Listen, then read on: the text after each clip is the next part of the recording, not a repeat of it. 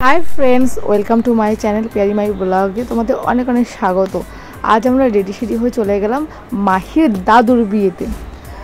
তো তোমরা ভাবছো মাহির দাদুর বিয়ে, কারণ আজকে আমার কাকা শ্বশুরের বিয়েতে আমরা রেডি সেডি হয়ে চলে গেলাম। মাহি কিন্তু অন্য সময় সাজুগুজু করতে এতটা পছন্দ করে না, কিন্তু এখন দেখছি মাহি একটু একটু করে বড় হচ্ছে আর সাজের প্রতি ওর আরও বেশি ভালো লাগাটা তৈরি হয়েছে। দেখো এত লোকের ভিড় দেখছে, লাইট দেখছে না, মাহি কি ভাববে কি করছে বুঝতে পারছি না। বিয়ে বাড়িতে এতটা জাঁকজমক ফুল লাইট, তার মধ্যে আছে এত সুন্দর মানে মিউজিক, ও এটা দেখে না ওবে আনন্দ বেশি আত্মহারা। কিন্তু প্রচণ্ড গরম, এত গরম মাহি ভীষণ ভীষণ কষ্ট পেয়েছে। রাত্রি 11:30 বাজে আমরা বিয়ে বাড়িতে গেছি, এখনও পর্যন্ত লোকের যেমন ভিড় তেমনি গরম। শেষ পর্যন্ত মাহির মাথা থেকে কে যেন হেয়ারব্যান্ডটা ফেলে দিয়েছে ধাক্কা দিয়ে। যাই হোক, হঠাৎ করে দেখছি মাহিকে ডাকছি, মাহি আসছে না। পরে দেখলাম মাহির মাথার হেয়ারব্যান্ড নেই, তো মাহি দেখি ওর নিচ থেকে ওই হেয়ারব্যান্ডটা তুলছে। তো আস্তে আস্তে মাহির মধ্যে এই সেন্সগুলো কাজ করছে, ভীষণ ভালো লাগছে।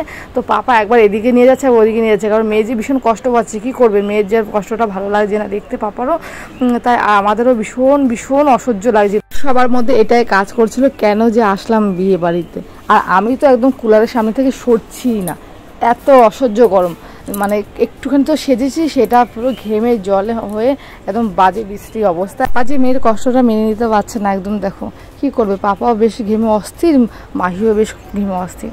তো দুজনে পাপা মেয়ে দুজনে বাইরে বেরিয়েছে এখন একটু হাওয়া নিতে।